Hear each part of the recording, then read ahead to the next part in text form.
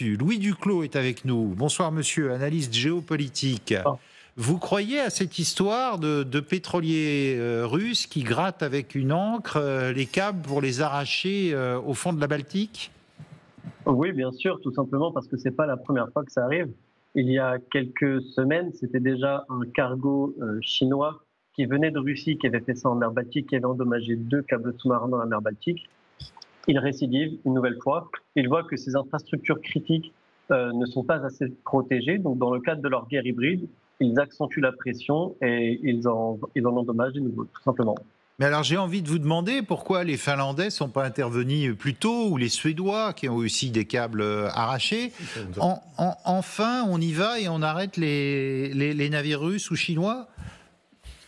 Oui, et ce qu'ont fait les Finlandais, justement, c'est assez symbolique. C'est que les Suédois ont laissé partir le navire russe parce qu'ils n'avaient pas le droit techniquement, légalement, de la raisonner, puisque la Chine ne leur donnait pas l'autorisation. Sauf que les Finlandais, eux, ils ont été plus malins. Ils ont pris le navire, ils l'ont directement mis dans les eaux finlandaises, et là, ils ont pu la raisonner et mener l'enquête. Donc, ils tapent du poing sur la table et sont décidés à tenir la Russie responsable de ses actions. Alors, les Russes, à la limite, je comprends qu'ils essayent d'arracher les câbles occidentaux, mais pourquoi les Chinois? C'est ça qui est compliqué, c'est que le navire bat pavillon chinois, mais il venait de la Russie. Donc on peut imaginer que les deux collaborent ensemble. On sait que la Chine est le principal soutien de la Russie dans sa guerre contre l'Ukraine. Donc il y a probablement eu une entente des deux pays là-dessus. Et puis alors, vous avez vu que ce soir, autre rebondissement, l'OTAN dit maintenant qu'il va apporter son soutien à la Finlande. C'est-à-dire qu'on commence à prendre la chose au sérieux. C'est quoi la flotte fantôme russe? Expliquez-nous. La flotte fantôme russe, c'est très simple. Ce sont des pétroliers russes. La Russie ne peut pas exporter son pétrole à cause des sanctions, à cause des embargos, mais elle utilise justement des navires civils qui ne battent pas forcément le pavillon russe et qui sont utilisés pour vendre ce pétrole, quoi qu'il en coûte, malgré les sanctions. Ce navire, le Eagle S, il fait partie de cette flotte. Il est louche. On voit à son trajet, à sa trajectoire, qu'il a tourné autour de l'Esling 2, exactement précisément à l'endroit où le câble a été endommagé. Sur ces 2 ancres, il y en a une qui a été retrouvée donc sous l'eau et l'autre qui aurait disparu, donc potentiellement arrachée.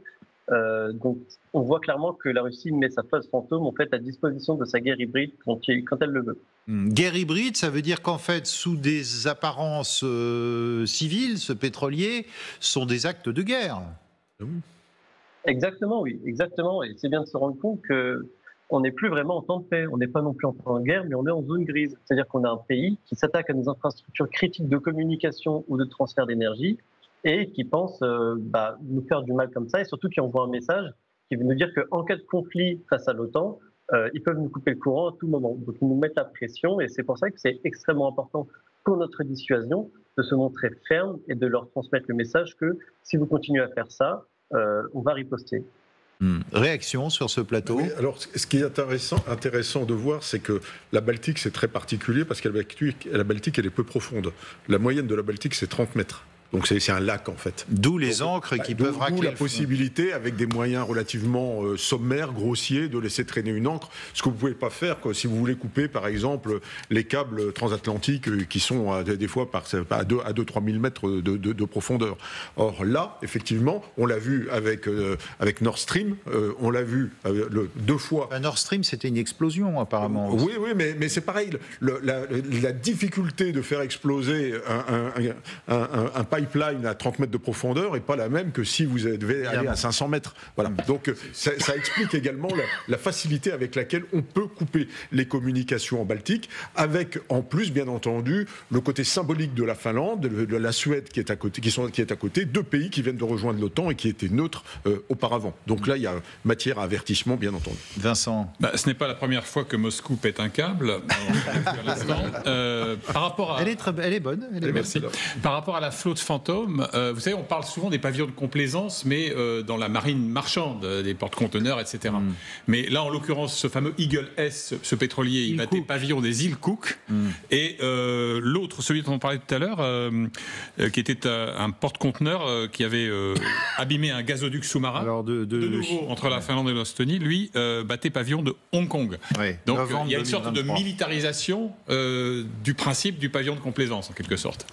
Mais c'est quand même un peu gros, enfin ça se voit, vous voyez, on a le trajet exact du navire, c'est comme Flight Radar mais pour la marine, tout ça est suivi de très près, là ça se voit un peu quand même. Ce qui est un peu drôle, pardon, mais d'une manière générale, cette flotte fantôme, elle est aussi utilisée pour contourner les sanctions et que le Kremlin puisse exporter son pétrole et continuer d'alimenter sa machine de guerre. Et ce qui sidère quand même depuis 3 ans les Ukrainiens, c'est que ce soit encore possible, parce que ces vaisseaux fantômes, cette flotte fantôme, on sait quand même où elle est, on a les coordonnées, et il y a une stupéfaction régulièrement renouvelée de voir la faiblesse aussi des réactions vis-à-vis de ce type d'actes, alors de guerre hybride, de confrontation, de provocation, on peut la qualifier de plein de façons différentes, mais ce qui est assez lunaire, c'est il faudrait peut-être répondre avant qu'il y ait beaucoup plus dramatique, et pour faire le lien quand même avec ce qu'on a évoqué,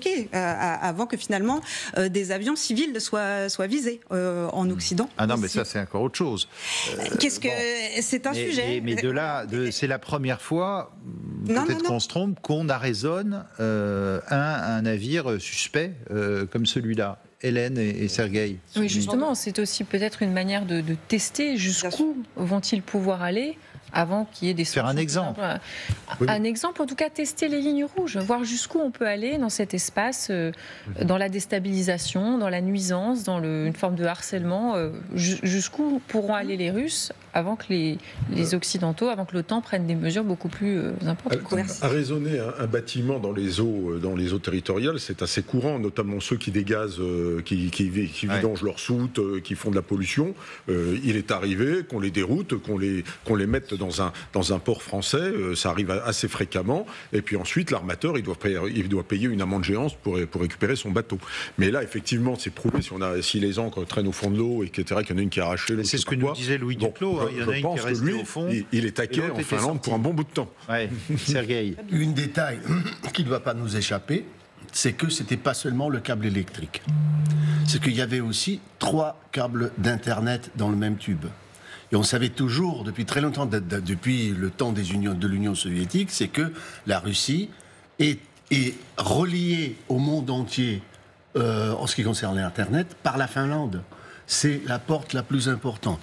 Je ne sais pas si c'était l'idée de cette opération, mais on est maintenant... Je ne comprends pas bien, les Russes ne vont pas couper le câble Internet qui est relié au monde. Oui, mais absolument, parce que ce qui fait Poutine depuis des années déjà, et il est en pleine opération maintenant, c'est d'incapsuler, de renfermer la Russie dans sa propre Internet, de couper les relations Internet, de couper les voies d'information entre la Russie et le monde entier. C'est ce qui fait tous les jours. On est maintenant en plein scandale maintenant avec le YouTube qui est justement coupé en Russie, qui ne fonctionne presque pas. C'est quoi ça? C'est la politique d'encerclement, d'englobalement de l'information russe et de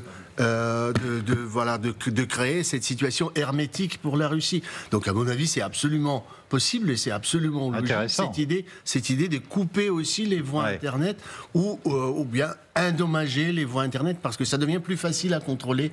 S'il y a une tube toute petite qui reste, s'il n'y a plus de grands câbles, de grands tubes, ça devient beaucoup plus facile de contrôler tout ça. Avec cette différence que la facilité avec laquelle on le coupe, c'est aussi la facilité avec laquelle on répare. Alors je ne dis pas que c'est facile, je dis simplement qu'à 30 mètres, il y a des bateaux spécialisés, ça c'est une panne qui ne durera pas pendant 10 ans. Voilà. Louis Duclos, votre réaction sur tout ça? Les Russes auraient pu vouloir couper aussi Internet et l'accès à l'extérieur?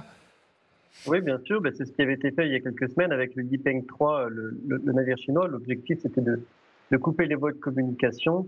Ce qu'ils veulent, en fait, c'est tout simplement démontrer qu'en cas de conflit avec l'OTAN, ils peuvent nous couper les communications à tout moment, ils peuvent nous mettre dans le noir et ils peuvent nous attendre comme ça. C'est une manœuvre de guerre hybride qui est très agressive.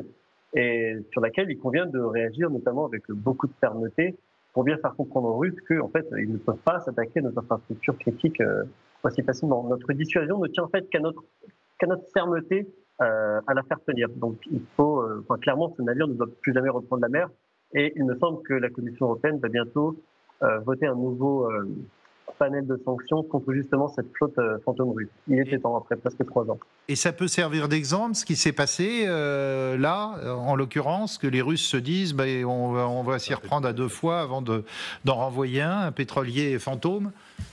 Je ne pense pas que ça serve d'exemple, parce que les Russes, ils savent très bien ce qu'ils font. Vous savez, ils vont peut-être faire un pétrolier, je pense que c'est pas bien grave pour eux. Et puis surtout, ils vont continuer leur guerre hybride ailleurs. La mer Baltique fait partie des espaces privilégiés pour cette guerre hybride de la Russie. Donc, on va dire que c'est dans la continuité de leur agressivité vis-à-vis des États européens. Donc, peut-être que ce navire, le Eagle S, ne repartira pas, mais c'est sûr qu'il y aura clairement de nouvelles actions agressives de la Russie dans la zone.